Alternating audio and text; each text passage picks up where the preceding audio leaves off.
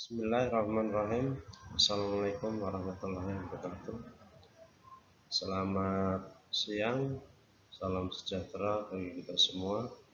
Salam, Om Swastiastu, Namo Buddhaya, salam kebajikan.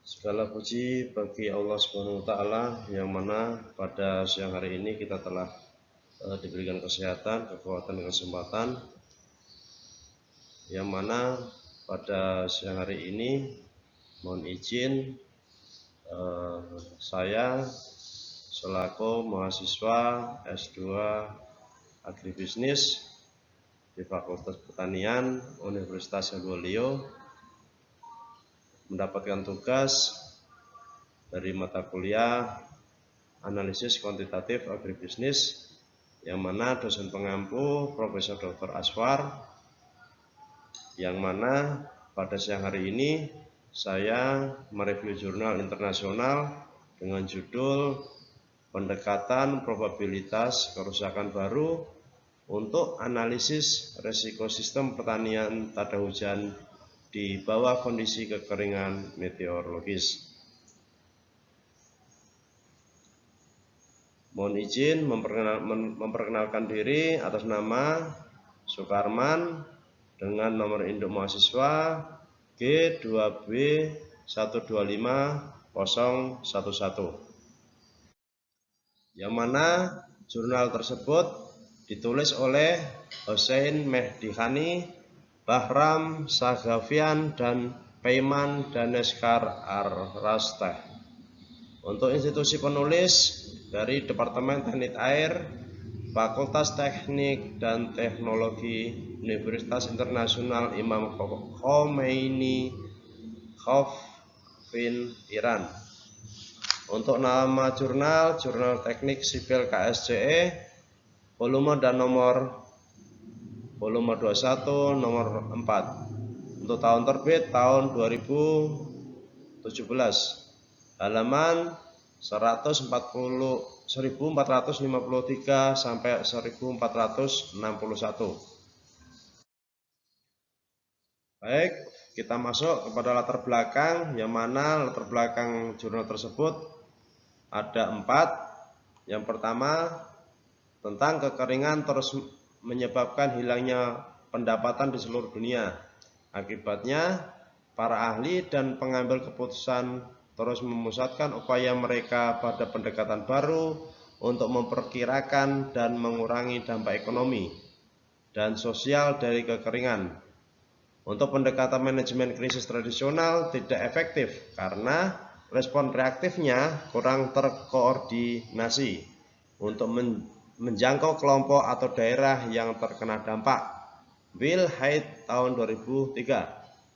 Kemudian yang kedua, resiko kekeringan formal dikuantifikasi sebagai kombinasi proporsional dari kemungkinan terjadinya suatu peristiwa bahaya atau kekeringan dan dampak negatif yang diharapkan akibat terjadinya bahaya tersebut, yaitu kerentanan pada tahun 1994. Resiko umumnya dinyatakan sebagai fungsi dari bahaya dan kerentanan. Kemudian yang ketiga, bahaya didefinisikan sebagai waktu dan kerentanan mewakili konsekuensi yang dapat diprediksi dari suatu peristiwa yang merusak, misalnya nyawa atau kesehatan manusia, kekayaan, ataupun lingkungan. Itu Ozer 2001. Kemudian UNIS SDR tahun 2009 melaporkan resiko sebagai kombinasi dari probabilitas suatu peristiwa dan konsekuensi negatifnya. Keempat, analisis resiko telah menarik perhatian yang semakin meningkat dalam beberapa tahun terakhir, mengingat keprihatinan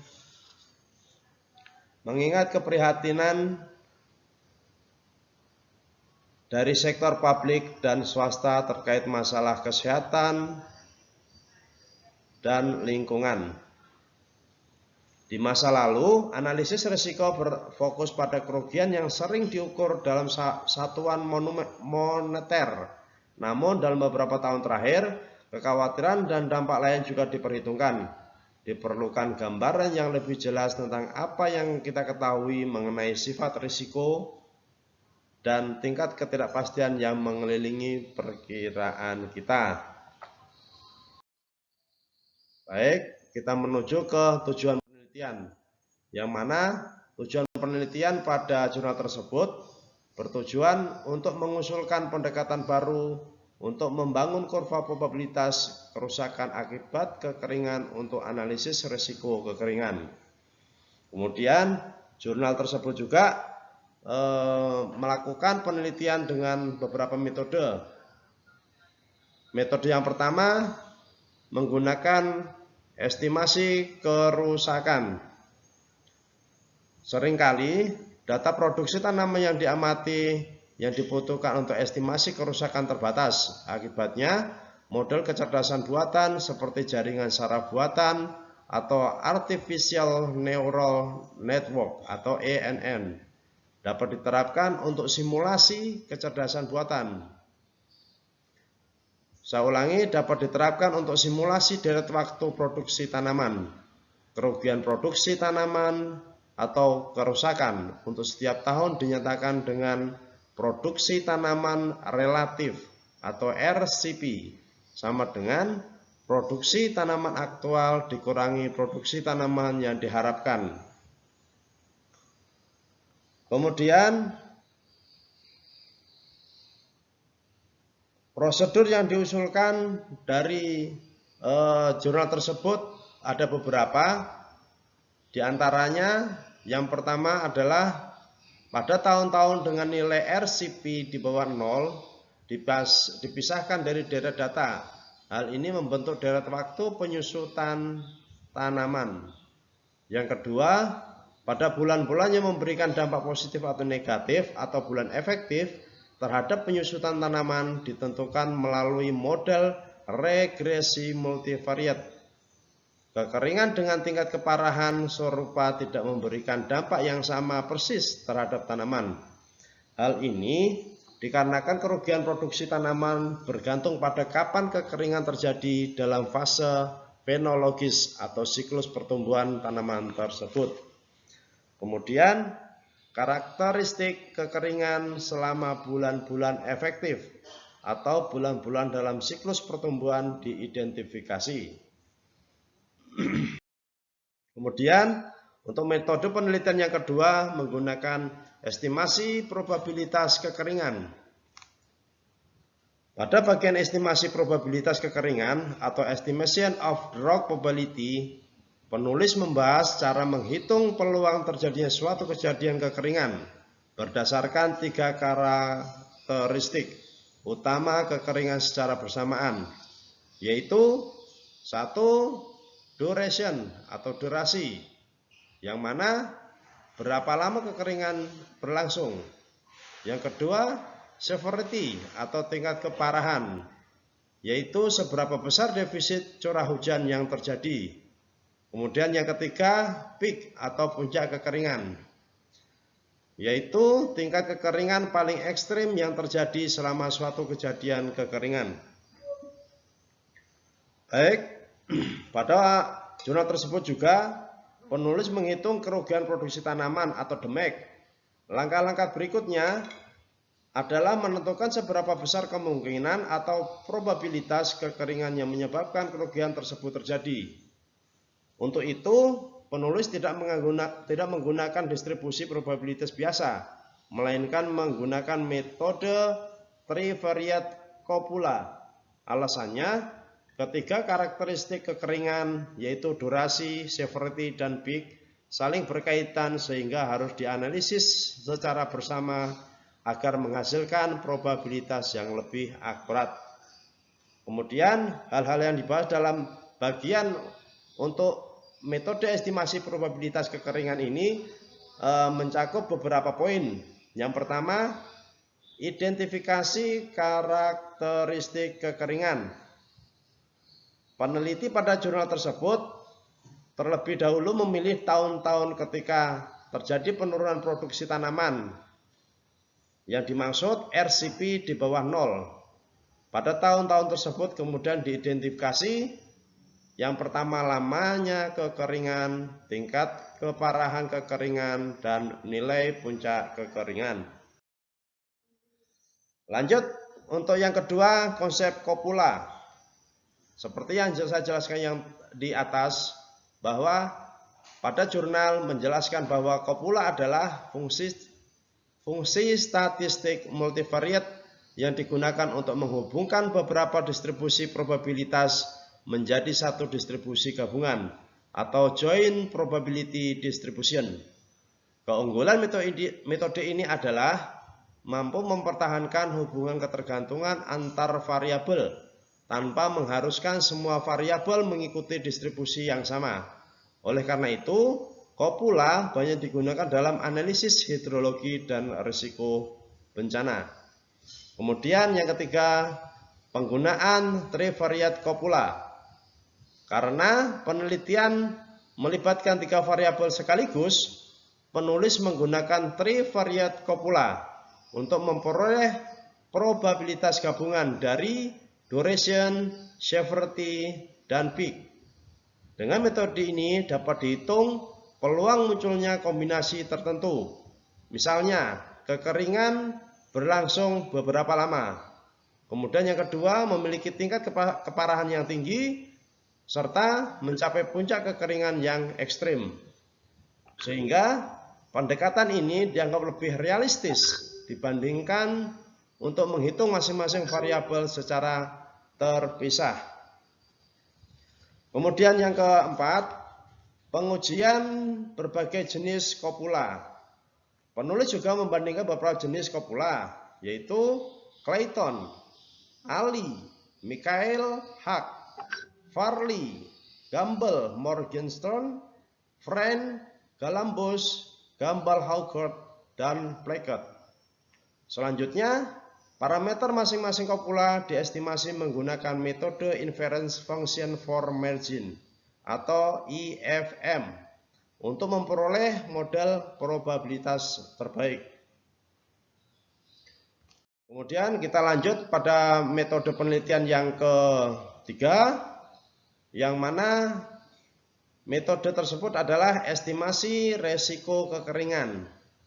Pada bagian estimasi risiko kekeringan atau drought risk estimation, jurnal membahas bagaimana probabilitas terjadinya kekeringan yang telah dihitung sebelumnya dikombinasikan dengan besarnya kerusakan atau damage untuk menghasilkan nilai risiko kekeringan. Dengan kata lain, bagian ini menjelaskan cara mengukur beberapa besar risiko kerugian yang mungkin dialami sektor pertanian akibat kekeringan. Bukan hanya seberapa sering, namun seringnya kekeringan itu terjadi. Kemudian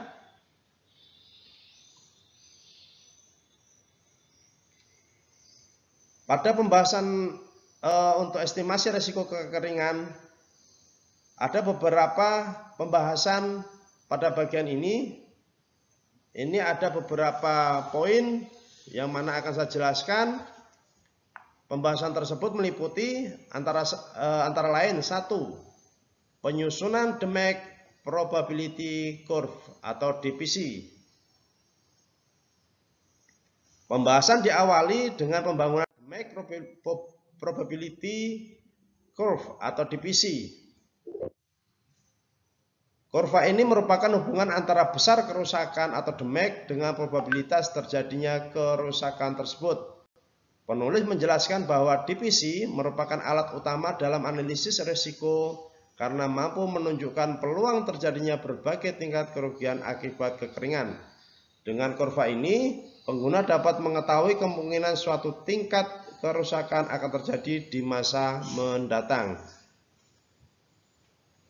Kemudian yang kedua, menghitung expected value of damage atau annual risk. Konsep ini digunakan untuk menghitung rata-rata kerugian yang diperkirakan terjadi setiap tahun dengan menggabungkan nilai kerusakan dan probabilitas kejadian. Kemudian yang ketiga, penyusunan accident probability curve atau AP curve. Kurva ini menunjukkan peluang suatu tingkat kerusakan tertentu akan terlampaui. Sebagai contoh, apabila peluang melebihi kerusakan tertentu adalah 20%, maka terdapat kemungkinan sebesar 20% bahwa kerugian aktual akan lebih besar dari nilai tersebut dalam hitungan 1 tahun. Penulis juga menjelaskan bahwa kurva ini banyak digunakan oleh industri asuransi untuk menghitung probable maximum loss, yaitu estimasi kerugian maksimum yang mungkin terjadi berdasarkan tingkat probabilitas tertentu. Yang ketiga, the MAC return period curve. Kurva ini menggambarkan hubungan antara besar kerusakan akibat kekeringan dan periode ulang atau return period suatu kejadian. Artinya, kurva ini digunakan untuk memperkirakan berapa besar kerusakan yang diperkirakan akan terjadi pada kejadian kekeringan dengan periode ulang tertentu. Misalkan, setiap 10 tahun sekali, 25 tahun sekali, atau 50 tahun sekali. Sehingga informasi tersebut sangat bermanfaat dalam perencanaan mitigasi bencana dan penyusunan kebijakan pengelolaan risiko kekeringan. Yang kelima, keterkaitan dengan hasil estimasi probabilitas. Pada bagian ini juga dijelaskan bahwa seluruh analisis risiko memanfaatkan hasil estimasi probabilitas kekeringan yang telah diperoleh melalui trivariate Kapula pada tahun sebelumnya. Sehingga probabilitas kejadian kekeringan dikombinasikan dengan estimasi kerusakan hasil model artificial neural network, sehingga menghasilkan analisis risiko yang lebih komprehensif. Dengan demikian, penilaian risiko tidak hanya mempertimbangkan peluang terjadinya kekeringan, tetapi juga besarnya dampak ekonomi yang ditimbulkan. Baik, kita masuk ke metode penelitian yang keempat, yaitu metode penelitian analisis sensitivitas Saltelli. Yang mana metode ini digunakan untuk mengidentifikasi faktor iklim yang paling memengaruhi produksi pertanian, sehingga dapat menjadi dasar dalam penyusunan strategi mitigasi kekeringan dan pengelolaan sumber daya air. Dengan mengetahui variabel yang paling sensitif, pengambilan keputusan dapat difokuskan pada periode-periode kritis dalam siklus pertumbuhan tanaman, sehingga upaya pengurangan risiko kekeringan menjadi lebih efektif. Pada tahun 2000, penelitian mengacu pada konsep Saltelli yang menyatakan bahwa analisis sensitivitas merupakan metode untuk mengkaji sejauh mana variasi output suatu model dapat dijelaskan oleh variasi pada variabel input. Dengan kata lain, analisis ini bertujuan untuk mengetahui tingkat sensitivitas model terhadap setiap variabel yang digunakan, sehingga dapat ditentukan variabel mana yang paling dominan memengaruhi hasil prediksi. Selanjutnya, untuk melakukan analisis sensitivitas, penulis membangun model regresi linier multivariat yang menggambarkan hubungan antara produksi tanaman dengan beberapa variabel input berupa nilai standar precipitation index pada bulan-bulan yang memengaruhi pertumbuhan gandum. Selanjutnya, tingkat pengaruh masing-masing variabel dianalisis menggunakan 3 pendekatan ini, yaitu 1. Pendekatan koefisien regression atau regression koefisien untuk menunjukkan besarnya pengaruh langsung setiap variabel input terhadap produksi tanaman. Yang kedua, standar regression koefisien atau SRC yang digunakan untuk membandingkan pengaruh antar variabel setelah seluruh variabel dinormalisasi sehingga memiliki satuan yang sama. Kemudian yang ketiga, correlation koefisien, yaitu untuk mengukur kekuatan dan arah hubungan antara masing-masing variabel input dengan hasil produksi tanaman. Next. Baik, kita masuk pada studi kasus. Yang mana pada studi kasus ini ada 8. Yang pertama tentang studi kasus tentang lokasi dan data. Jurnal tersebut menjelaskan bahwa penelitian dilakukan di wilayah Khosfin, Iran, yang merupakan daerah pertanian. Daerah pertanian tanda hujan dengan iklim dingin dan kering, serta sering mengalami kekeringan. Komoditas yang dianalisis adalah gandum tada hujan, karena memiliki peran penting bagi ekonomi dan ketahanan pangan daerah tertentu. Penelitian menggunakan data produksi gandum tahun periode 1989 sampai 2009 dan data curah hujan bulanan periode 1961 sampai 2009. Data curah hujan kemudian diolah menggunakan standar Precipitation Index atau CPI untuk mengidentifikasi karakteristik kekeringan, yaitu tentang durasi, tingkat keparahan, dan puncak kekeringan sebagai dasar dalam analisis risiko kekeringan. Yang kedua, model produksi tanaman. Dalam Artificial Neural Network atau ANN digunakan untuk memprediksi produksi gandum tada hujan berdasarkan nilai standar Precipitation Index. Peneliti menguji lebih dari 20 kombinasi variabel input dari bulan Oktober hingga bulan Juli untuk memperoleh model terbaik. Sehingga hasilnya model terbaik menggunakan nilai SPI pada bulan Desember, Maret, Juni, dan Juli sebagai variabel input. Kinerja model dievaluasi menggunakan root mean square error dan efisien determinasi yang menunjukkan bahwa model memiliki tingkat akurasi yang cukup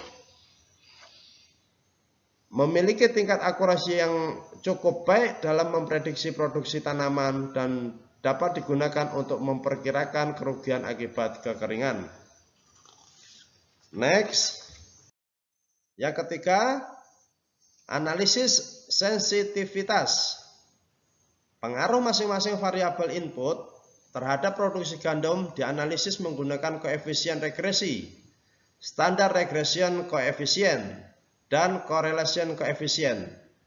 Hasil analisis menunjukkan bahwa SPI bulan Juli merupakan faktor yang paling berpengaruh dalam menurunkan produksi gandum, sedangkan SPI bulan Desember memberikan pengaruh positif terbesar terhadap peningkatan produksinya. Temuan ini menunjukkan bahwa kondisi curah hujan pada bulan-bulan tersebut sangat menentukan hasil panen dan penting diperhatikan dalam upaya mitigasi risiko kekeringan. Pengaruh masing-masing variabel input terhadap produksi gandum dianalisis menggunakan koefisien regresi, standar regression coefficient, dan correlation coefficient. Kemudian yang keempat, pengaruh kekeringan terhadap produksi tanaman. Kekeringan menyebabkan penurunan produksi gandum tada hujan. Produksi tanaman disimulasikan menggunakan Artificial Neural Network. Kemudian dihitung besarnya kerugian produksi atau DMAC. Selanjutnya, peneliti menganalisis hubungan antara durasi, tingkat keparahan, dan puncak kekeringan dengan penurunan hasil panen. 5. Probabilitas kumulatif kerusakan. Probabilitas kerugian produksi akibat kekeringan dihitung menggunakan trivariate copula berdasarkan durasi, tingkat keparahan, dan puncak kekeringan. Hasil perhitungan ini menjadi dasar dalam analisis risiko kekeringan.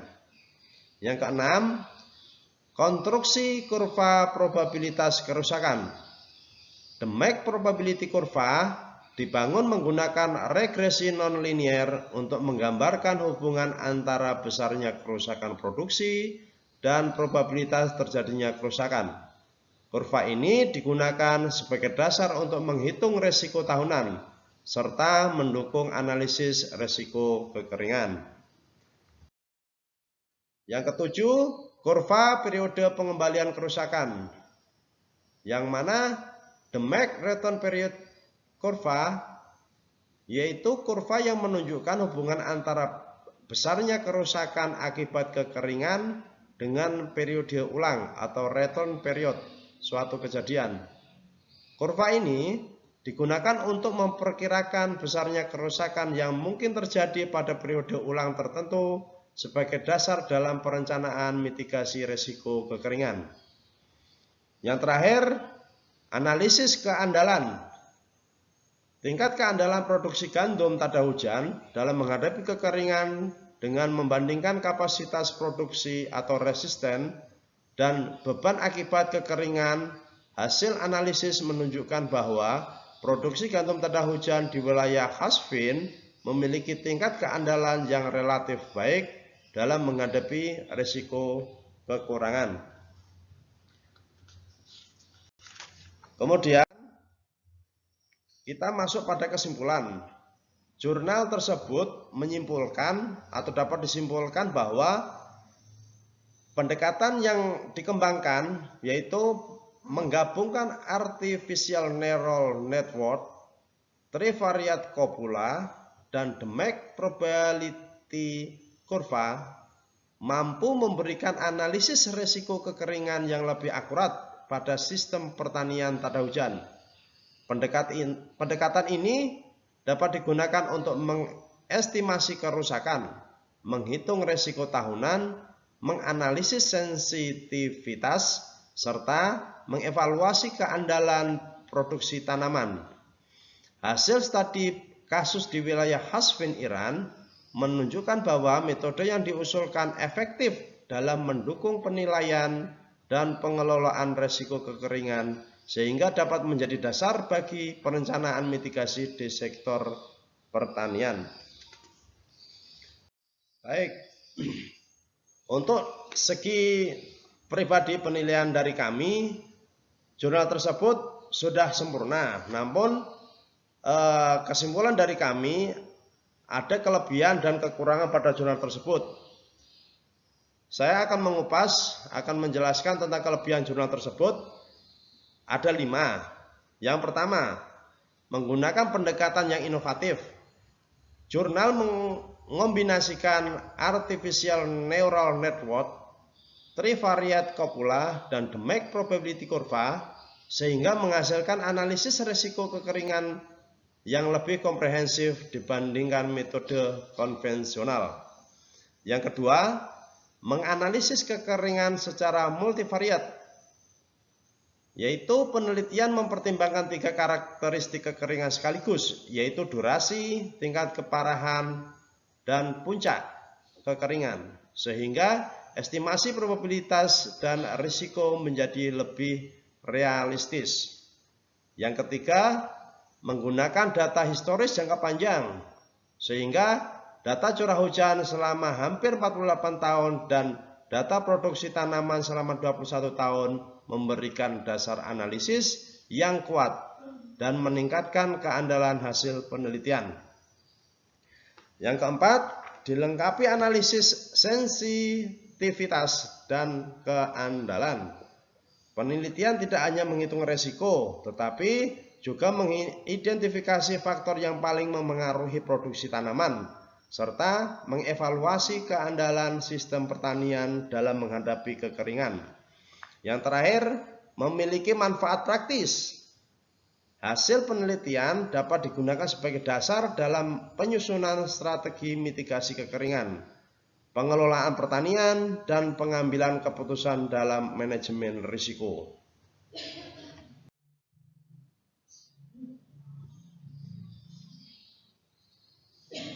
Untuk kekurangan pada jurnal tersebut, kami menyimpulkan ada 5 kekurangan. Yang pertama, ruang lingkup penelitian itu sangat terbatas, yang mana penelitian hanya dilakukan di wilayah Hasfin, Iran, sehingga hasilnya belum tentu dapat langsung diterapkan pada wilayah lain yang memiliki kondisi iklim dan karakteristik pertanian yang berbeda.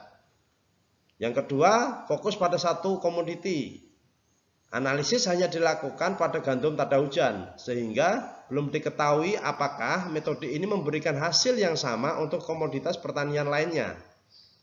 Yang ketiga, metode cukup kompleks. Penggunaan ENN, trivariate copula, dan berbagai analisis statistik memerlukan kemampuan pemodelan dan komputasi yang tinggi, sehingga cukup sulit diterapkan oleh peneliti atau praktisi yang belum menguasai metode tersebut. Yang keempat, variabel penelitian masih terbatas. Model lebih banyak menggunakan curah hujan atau SPI sebagai variabel utama, sementara faktor lain seperti suhu, kelembapan, kondisi tanah, irigasi, dan praktek budidaya belum dimasukkan secara komprehensif sehingga dapat memengaruhi akurasi hasil. Yang terakhir, belum dilakukan validasi pada wilayah lain.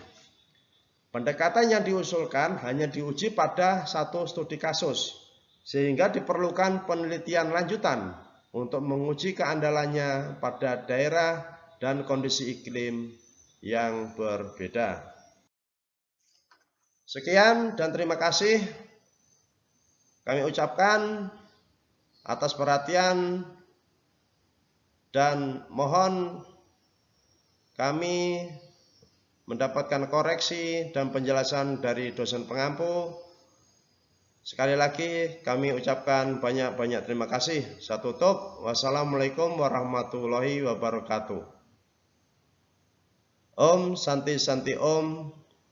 Namo Buddhaya. Salam kebajikan. Terima kasih.